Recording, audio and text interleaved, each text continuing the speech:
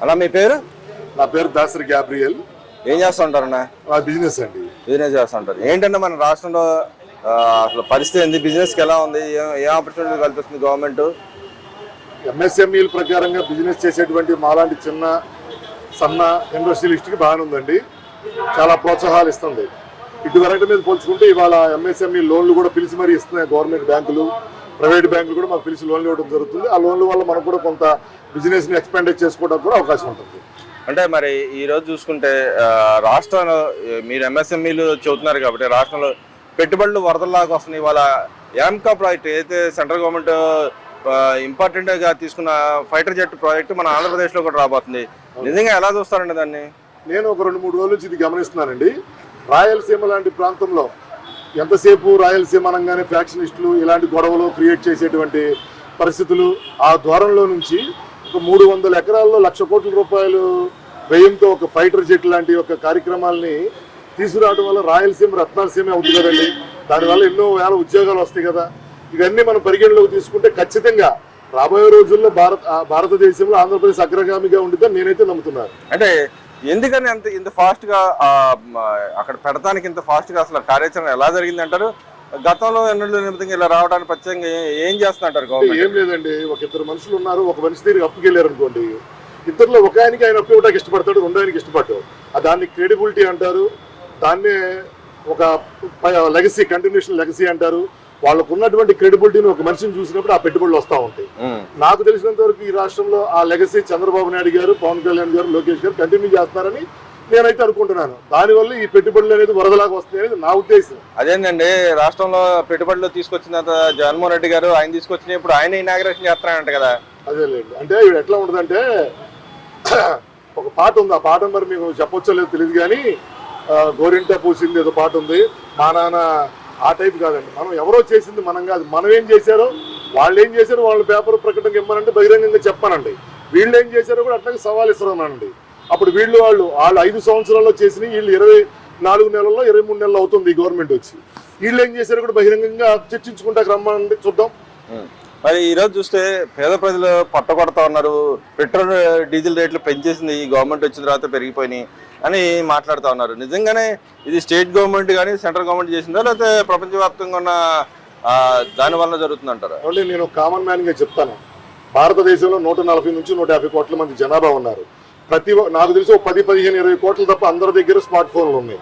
అందరికీ భారతదేశం బయట ఏం జరుగుతుందో తెలుసండి. అది ఒక గ్యాస్ కానివ్వండి, పెట్రోల్ కానివ్వండి, డీజిల్ కానివ్వండి. ఈ పశ్చిమాసియాలో వచ్చినటువంటి యొక్క యుద్ధ వాతావరణం, యుద్ధ ప్రకంపనల కారణంగా ప్రధాని నరేంద్ర మోడీ గారు పిలుపునిచ్చారు. మీరు గమనిస్తే కనుక ఇచ్చి 3-4 రోజులు అవుతుంది. మరి ఆంధ్రప్రదేశ్లో ఉన్నటువంటి నారా చంద్రబాబు నాయుడు గారు క్యాన్వాయిని 50%, పవన్ కళ్యాణ్ గారు 50%, లోకేష్ గారు కూడా 50% తగ్గించుకున్నారు.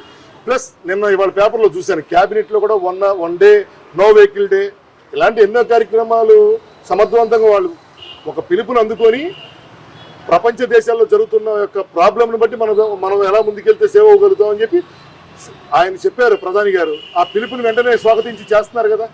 అంటే ఇక్కడ మన చూసుకుంటే ఏదో ఒక ప్రత్యేకమైన డ్రై కార్యక్రమం కూడా పెట్టబోతుంది గవర్నమెంట్. దాన్ని తగ్గట్టుగా నిన్న క్యాబినెట్ డెసిషన్ తీసుకుంది. ఎలా జరుగుతుంటారు? అదేవిధంగా లోకేష్ గారు నిన్న క్యాబినెట్ మీటింగ్ అయిన తర్వాత అనంతపురం విజిట్కి వెళ్ళడం జరిగింది. అక్కడ కొన్ని కార్యక్రమాలు విజిట్ చేయడం జరుగుతుంది. వాళ్ళ యామ్కా ప్రాజెక్ట్ కూడా అక్కడే రాబోతుంది. దానికి వెళ్ళినా కూడా స్పెషల్ ఫ్లైట్లో వెళ్ళారని విమర్శిస్తూ ఉన్నారు. ఎలా జరుగుతుంటారు రెండుని? స్పెషల్ ఫ్లైట్లో తిరిగేటువంటి చరిత్ర వాళ్ళదండి నాకు తెలిసి అయితే. ఎందుకంటే నిన్న క్యాబినెట్ అయిన తర్వాత ఎక్కడికి వెళ్ళారు? పుట్టపర్తికి వెళ్ళారంటున్నారు.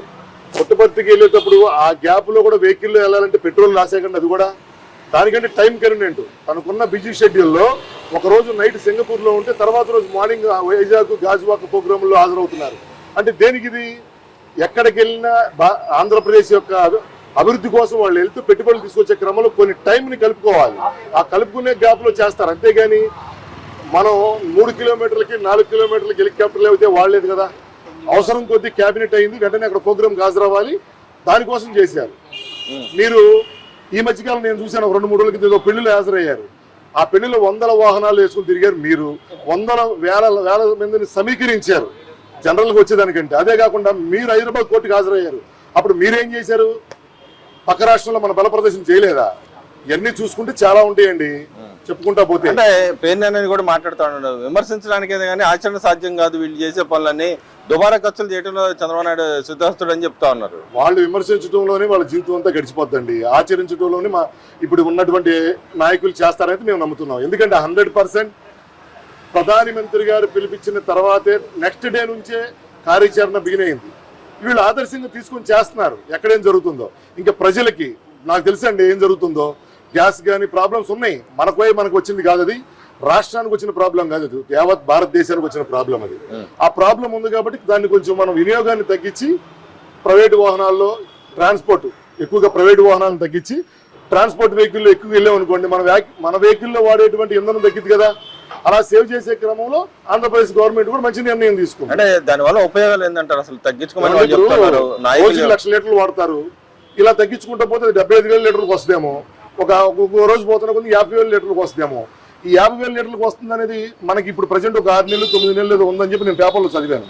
9 నెలల్లో ఈ యుద్ధం సమస్య ఆగిపోకపోతే ఇంకొక 1 ఇయర్ ఉందనుకోండి, ఇప్పుడు మనం సేవ్ చేస్తుంది 2 సంవత్సరాలకు వెళ్తుంది కదండి మిగిలేది. దాన్ని ఎందుకు పరిగణలో తీసుకోవద్దు? సహజ వాయువులు అనేది మనం ఇతర దేశాలకు ఇస్తాం, ఇతర దేశాల నుంచి మనం అధికంగా తీసుకుంటాం. తీసుకునే క్రమంలో ఇతర దేశంలో ఏం జరుగుతుందో భారతదేశంలో ఉన్నటువంటి స్మార్ట్ ఫోన్ ఉన్న ప్రతి ఒక్కరికి తెలుసండి.